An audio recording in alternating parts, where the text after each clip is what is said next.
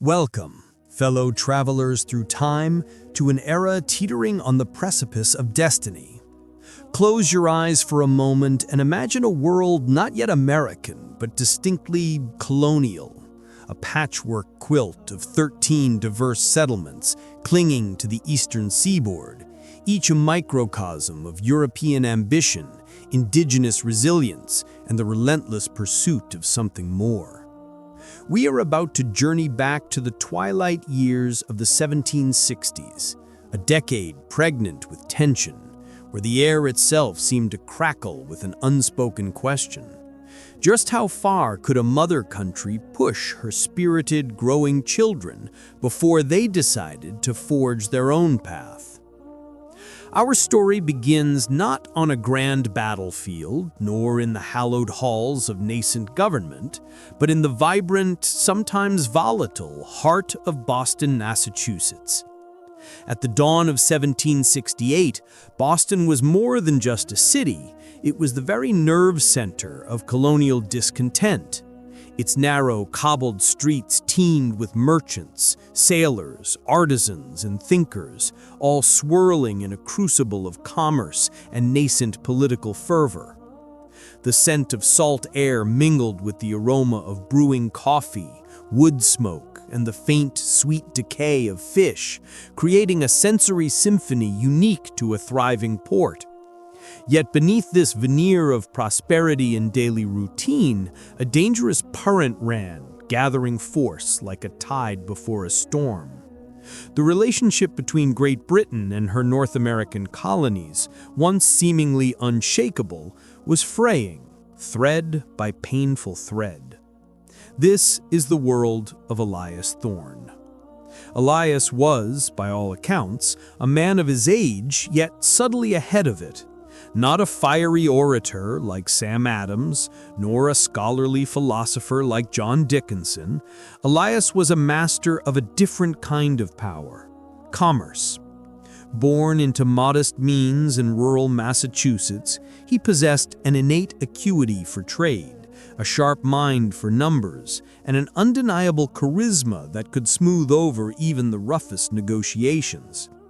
By his late 30s, he had transformed a small family shipping venture, initially dealing in lumber and furs, into a formidable mercantile empire. His vessels, laden with goods ranging from Caribbean sugar to English textiles, plied the Atlantic, making him a fixture in Boston's thriving merchant class.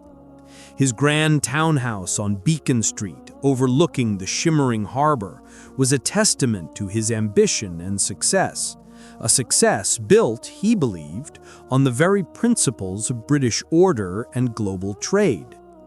Elias Thorne embodied the paradox of the colonial elite. He was a man of refinement, his tastes leaning towards the finest Madeira wine, the crispest linen, and the most current London newspapers. He had traveled to England multiple times, not as a colonist seeking handouts, but as an equal, a successful businessman forging connections. He held a deep-seated respect for the British Parliament, the King, and the intricate machinery of the empire that, for generations, had guaranteed prosperity and protection. To him, the empire was a magnificent, albeit sometimes unwieldy, beast that offered unparalleled opportunities for men of talent and drive. His loyalty was not blind adoration, but a pragmatic acknowledgement of the system that had allowed him to rise.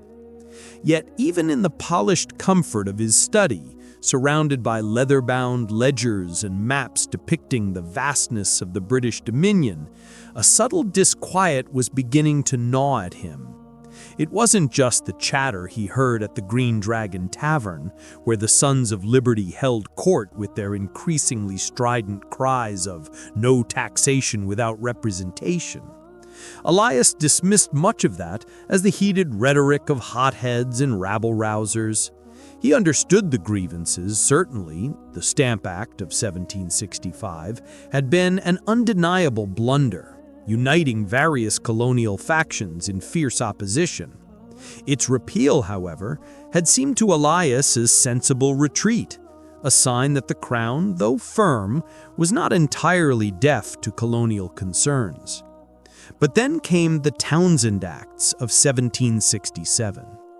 These new parliamentary measures imposed duties on common goods imported from Britain: glass, lead, paints, paper, and most importantly, tea. For a merchant like Elias, these weren't abstract political grievances, they were tangible threats to his bottom line. The acts also established a more robust customs enforcement, even allowing for admiralty courts, which operated without juries, to try smugglers. This smacked of an overreach, an erosion of the very legal protections that Englishmen, wherever they resided, believed to be their birthright. One crisp autumn morning, as Boston Harbor was waking to the clatter of carts and the shouts of dock workers, Elias found himself in his spacious counting house, staring at a manifest for his ship, the Sea Witch. Across from him sat Silas Finch, a man a decade his junior, Elias's most trusted clerk, and in many ways his protege. Silas, sharp-eyed and earnest, held a copy of the Boston Gazette, its ink still fresh, its headlines railing against the latest imperial affront. "Another shipment of glass detained, Mr. Thorne," Silas reported, his voice tight with frustration. "The customs commissioners are inspecting every crate, delaying unloading by days. Claims of insufficient documentation, though we've provided everything by the book." Elias sighed, running his hand over his clean-shaven jaw. "Bureaucracy, Silas. An unfortunate byproduct of empire, I suppose." But Silas wasn't so quick to dismiss it. "Bureaucracy, sir, or calculated harassment? They target our ships, our goods, while allowing others to pass with barely a glance. There are whispers." "Whispers are for tavern brawlers, Silas," injected Elias, though his tone lacked its usual sharpness. "We operate within the law, always." Silas hesitated, then leaned forward. "But what if the law itself becomes unjust, Mr. Thorne? What if Parliament, 3,000 miles away, believes it can tax us without our consent, dictate our commerce, and punish us without trial by jury? Is that not the very definition of tyranny?" Elias stiffened. "Tyranny? Come now, Silas. These are duties, meant to help pay for our defense, for the soldiers who protect us from the French and the natives. We are subjects of the crown, and with that come certain obligations." "Obligations, yes, but also rights. Rights as Englishmen.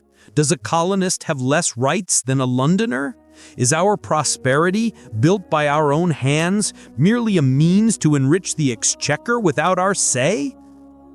The conversation was a familiar one, echoing through coffee houses and drawing rooms across the colonies. Elias often found himself defending the British system, not from a blind loyalty, but from a deep-seated fear of the alternative: anarchy, chaos, the collapse of the very order that had allowed him, a man of humble beginnings, to thrive. Yet Silas's words, earnest and logical, resonated with a truth Elias found increasingly difficult to ignore. The balance was shifting. The abstract arguments for liberty were beginning to intertwine with the very real, very tangible threats to his business, his livelihood, and his sense of fairness. Boston, in those years, was a city of strike contrasts.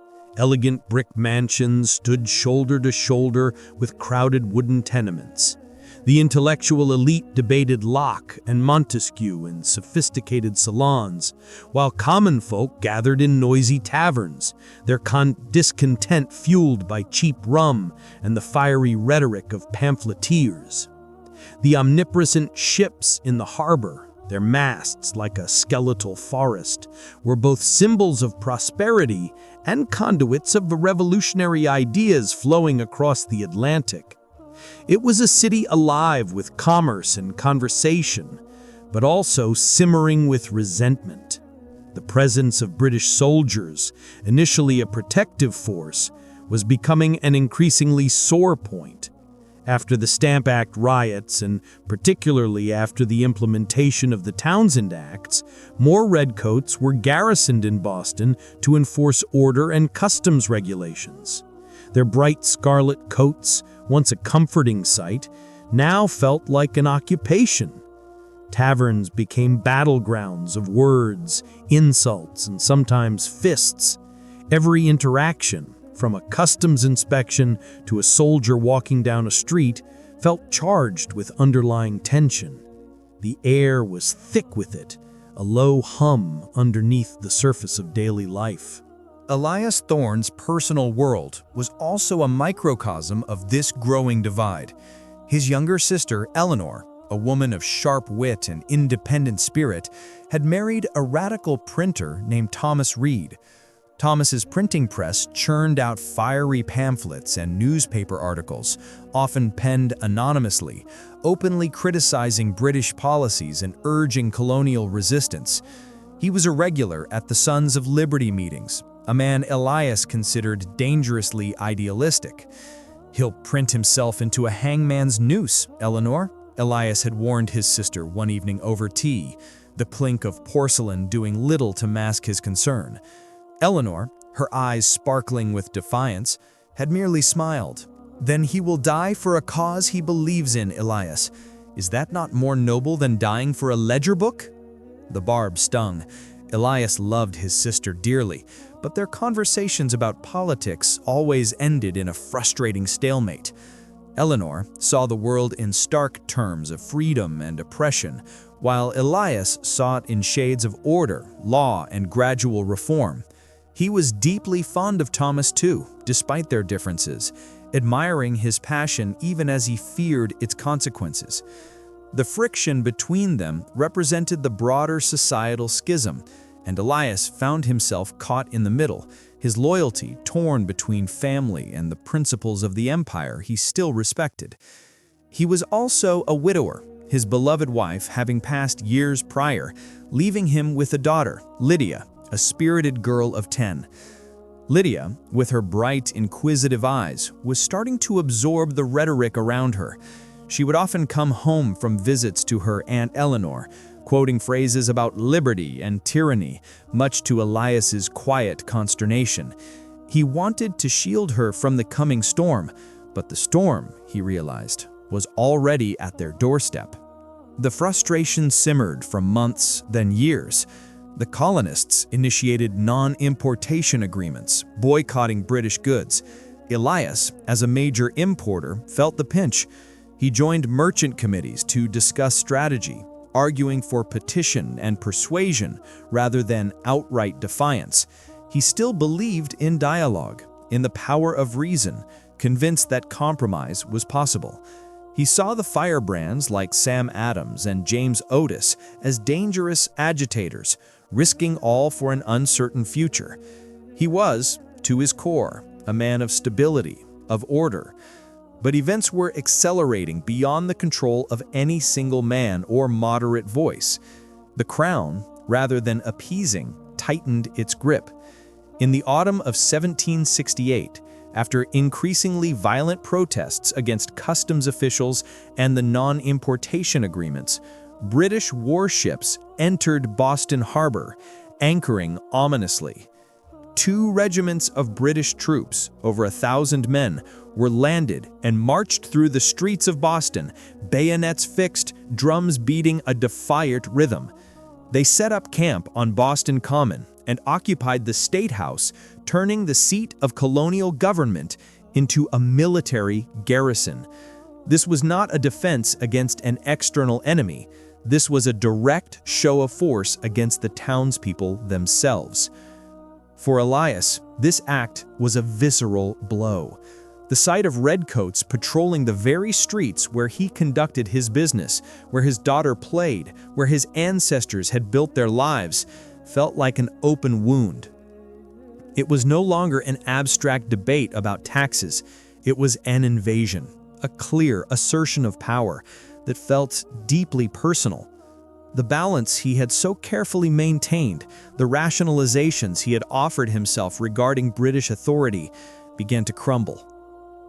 The inciting incident that shattered Elias Thorne's world and forced his hand was not a grand public spectacle like the Boston Massacre, which would follow 2 years later. Instead, it was a smaller, more intimate tragedy that unfolded on a cold, blustery evening in December 1768. Lydia, Elias's daughter, had been playing with her friend, the son of a baker, near the wharfs. As dusk settled, a small group of redcoats, perhaps emboldened by drink or simply fed up with the endless taunts they faced, grew agitated by the boys' innocent games, which involved mock drilling with wooden sticks. A shouted warning, a playful retort from one of the boys, and then a shove. The baker's son, smaller and less steady, stumbled backwards, striking his head against a rough wooden post. He cried out, a sharp, piercing sound that cut through the chill air. Elias, finishing a late meeting at his counting house nearby, heard the commotion. He rushed out, his heart seizing in his chest as he saw a small crowd gathering, and his daughter, Lydia, sobbing uncontrollably beside a still form. He pushed through, his blood running cold. The baker's son lay unconscious, a dark stain blossoming on the cobblestones beneath his head. 3 redcoats stood nearby, their faces impassive, though one clutched his musket a little tighter. "What happened here?" Elias demanded, his voice dangerously low. One of the soldiers, a young corporal with a sneer, stepped forward. "The boy was being insolent, sir, interfering with His Majesty's soldiers. He tripped." He tripped. Elias kneeled beside the boy whose breathing was shallow. He looked up, his gaze locking with the corporal's. "You pushed him." The corporal's hand went to his bayonet. "Mind your tone, colonist. We are here to keep order." Suddenly, Elias felt a surge of pure, unadulterated fury he hadn't known he possessed. The injustice, the arrogance, the blatant disregard for a child's well-being, it ripped through his carefully constructed world of order and loyalty. This was not protection. This was oppression. This was not justice. This was brute force. His daughter's terrified face, the unconscious boy, the impassive soldiers, it all coalesced into a single, undeniable truth. "You call this order?" Elias stood, his towering frame casting a shadow over the corporal. "You have harmed a child of Boston, in his own streets." The situation quickly escalated. More townspeople, drawn by the cries and the tension, began to gather, their murmurs growing into angry shouts. Elias, usually the voice of calm and reason, found himself caught in the tide of indignation.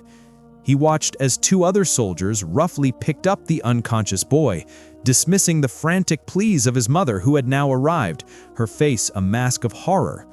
That night, the baker's son died. The news spread like wildfire through Boston. Though the soldiers involved were questioned, they were swiftly absolved by their superiors, deemed to have acted in self-defense against riotous locals. The incident was buried, dismissed as an unfortunate accident caused by colonial defiance. But for Elias Thorne, it was a crucible.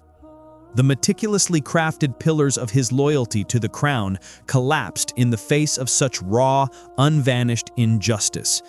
He saw not a system that offered protection and prosperity, but one that could, with chilling ease, sacrifice the innocent for its own sake of authority. The philosophical debates of liberty and rights were no longer abstract concepts discussed in London newspapers, but were now etched in the cold, hard reality of a dead child and a grieving mother. His anger, initially a searing heat, settled into a cold, determined resolve. The comfort of his elegant home now felt stifling, the luxuries hollow. The fine Madeira wine tasted bitter. He looked at his daughter, Lydia, her eyes still shadowed by the horror of what she had witnessed, and he knew with chilling certainty that he could no longer stand by. The empire he had admired and prospered under had shown its teeth, and those teeth were sharp, uncaring, and unjust. The man who had once argued for patient petition and gradual reform was gone. In his place stood a man transformed, his pragmatism now tempered with a searing moral clarity. He understood, finally, what his sister Eleanor and Thomas Reed had seen all along. The crown was not merely asserting its authority, it was betraying the very people it claimed to protect. The path ahead was perilous. It meant risking everything: his fortune, his reputation, his very life. But the alternative, to remain silent, to accept this new, brutal order, was a betrayal of a different, far more profound kind. The fire had been lit. The forge of revolution, long simmering with discontent, was now ready for the hammer. And Elias Thorne, once a loyal subject, was about to step into the inferno, ready to be reshaped. He had chosen his side, not with a roar, but with a quiet burning conviction forged in the crucible of personal tragedy and imperial arrogance. The fight for independence was no longer a theoretical debate. For Elias Thorne, it was now deeply